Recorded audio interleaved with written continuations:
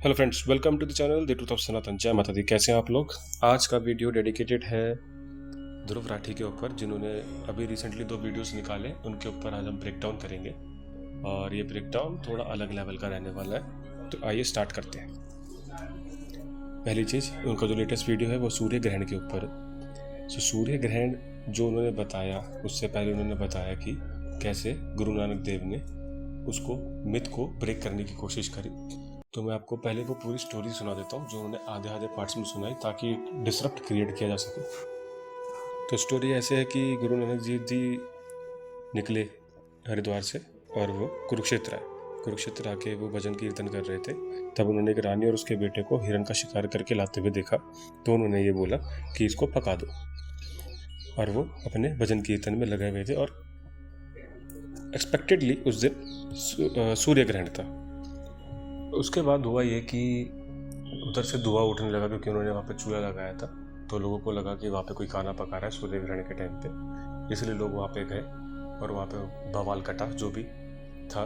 और लोगों ने बोला कि गुरु नानक देव जी को, कि उनको थ्रेट दिया कि तुमने एक जीव की हत्या करी है तो हम तुम्हें मार देंगे। तो गुरु नानक जी ने बोला कि जीव हत्या और मनुष्य हत्या में फिर फ़र्क क्या रहा, अगर आप यही सेम चीज़ कर देंगे तो। उसके बाद वो पूरा की पूरी जो थ्योरी थी वो गई किस चीज़ के ऊपर, कि हिंदू स्क्रिप्चर्स के अंदर मांस खाना अलाउड है कि नहीं है। उस पूरी डिबेट को सूर्य ग्रहण के साथ जोड़ने के लिए ध्रुव राठी ने बहुत अच्छे तरीके से चीज़ों को स्क्रिप्ट करके आपको दिखाने की कोशिश करी, जो कि गलत है। क्योंकि at the end of that conversation Guru Nanak ji ने जब ढक्कन हटाया पात्र का, तो उसके अंदर खीर निकली थी। ये तो रही वो पूरी स्टोरी, जिसको एक मिथ के रूप में या एक स्टोरी के रूप में स्क्रिप्ट किया गया, ताकि 2 लोगों के बीच में डिवाइड किया जा सके। एज मैक्स मुलर, हमारे ध्रुव राठी जी भी एक मैक्स मुलर ही है, जो हमारे कल्चर को ब्रेक डाउन करना चाहते हैं और 2 कम्युनिटी को आपस में लड़वाना चाहते हैं। अब हम बात करेंगे कि उन्होंने जो फैक्ट्स के बारे में बात करी, वो फैक्ट्स क्या है। उन्होंने बोला कि उसमें इनका जो सबसे ज़्यादा जोर था वो ये था कि ग्रहण के टाइम पे खाना नहीं खाते, ये एक मिथ है, और ग्रहण के टाइम पे बाहर नहीं निकलना, ये भी एक मिथ है। तो अब हम पहले इसके बारे में बात करेंगे कि बाहर क्यों नहीं निकलना चाहिए। जब सूर्य ग्रहण लगता है तो उसके पीछे हमारे ज्योतिष विज्ञान के अंदर 2-3 फैक्टर्स होते हैं जो वर्क करते हैं। उसमें से पहला जो फैक्टर होता है वो ये होता है कि जो लैटिट्यूड हो, या हम जो कह लें जो सदर्न पोल या नदर्न पोल हो, वो उस टाइम पे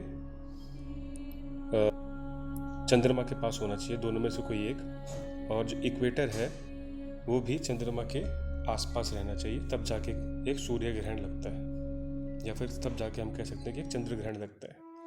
अब चाहे चंद्र ग्रहण लगे या सूर्य ग्रहण लगे, दोनों ही कंडीशंस के अंदर, जैसा कि ध्रुव राठी जी ने चंद्रमा के बारे में बताया था, इलिप्टिकल ऑर्बिट के बारे में, और क्योंकि हमारी अर्थ जो है वो भी राउंड नहीं है, वो ओवल शेप में है, हल्का सा एक्स शेप में है, और वो हल्की सी टिल्ट है, और वो एक सर्कुलेशन मोड में चलती रहती है। जैसा कि ध्रुव राठी जी ने बताया था चंदा के बारे में, वैसे ही धरती के बारे में भी है। तो जब ये इलिप्टिकल ऑर्बिट में घूम रहे होते हैं, क्योंकि उसमें कुछ पार्ट जो होता है वो सूरज के पास होता है, तो जब वो सूरज के पास होगा तो उसकी अल्ट्रा वायलेट रेज बहुत ज़्यादा हैवी तरीके से बाहर निकलती है, जिसकी वजह से कहा जाता है कि उस टाइम पे बाहर नहीं निकलना चाहिए, जो कि साइंटिफिकली बिल्कुल सही है। क्यों? क्योंकि उससे आपकी स्किन पे, आपके हार्मोनल स्ट्रक्चर के ऊपर इम्पैक्ट पड़ता है, चाहे वो चंद्र ग्रहण है चाहे सूर्य ग्रहण है। कोई भी चीज़ जब ये सेलेस्टिकल बॉडी हमारे ग्रह के आसपास होती है, या जो नॉर्मल दूरी होती है उससे ज़्यादा क्लोज आ जाती है, तो बहुत सारे चेंजेस क्रिएट होते हैं। तो ये तो रहा बाहर क्यों नहीं निकलना चाहिए। अब खाने की बात इसलिए है क्योंकि उस टाइम पे जो टेम्परेचर्स होते हैं वो एकदम से फ्लक्चुएट करते हैं। जब भी कोई चीज़ हमारे टेम्परेचर के अंदर फ्लक्चुएशन लेके आती है, इमीडिएट फ्लक्चुएशन लेके आती है, तो उस टाइम पे बैक्टीरियल ग्रोथ बढ़ जाती है।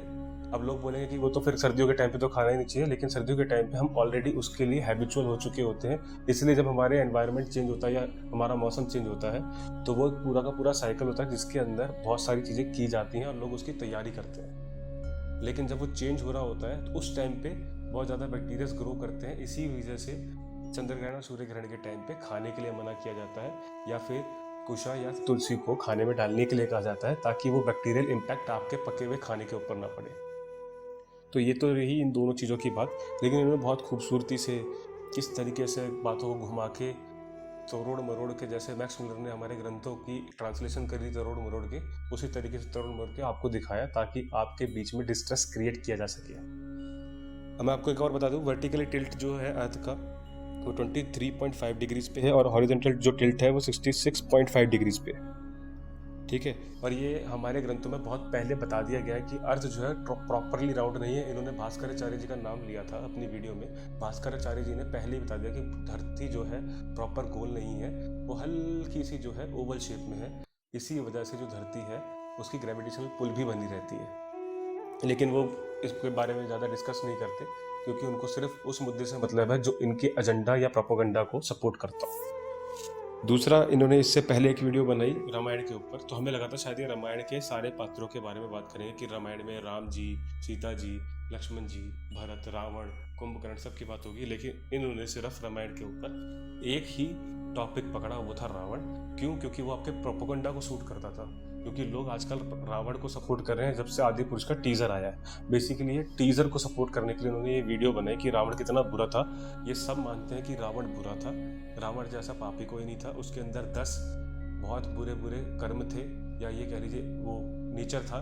उसके अंदर 10 अलग अलग चीज़ें थी जो कि हम दुर्व्राठी में भी बहुत आसानी से देख सकते हैं। लेकिन उन्होंने उसको हाइड करते हुए ये बताया कि शूर्पणखा ने क्या कहा था according to the Valmiki Ramayana. Valmiki Ramayana में ही उस शूर्पणखा के जो श्लोक शुरू हुए हैं उससे 4 श्लोक अगर आप ऊपर पढ़ लेंगे तो आपको पता चलेगा कि वाल्मीकि ने उनको किस तरीके से डिस्क्राइब किया कि वो बंदा कितना ज़्यादा शूरवीर था, कितना ज़्यादा ज्ञानी था। लेकिन वो आपको नहीं बताया जाएगा क्योंकि फिर प्रोपेगेंडा फेल हो जाएगा। रावण बुरा था इसलिए उसकी मृत्यु हुई। सीता जी के हरण से पहले भी उसने बहुत सारी लड़कियों का हरण किया, ये भी सच है। उसने बहुत सारे साधुओं, पंडितों और क्षत्रियों को मारा, ये भी एक ट्रुथ है। लेकिन उसकी बहुत सारी अच्छी चीज़ें थी जिनको बहुत ईजीली हाइड कर दिया गया। With that, I am stopping this video and this is all. Thank you for watching till end.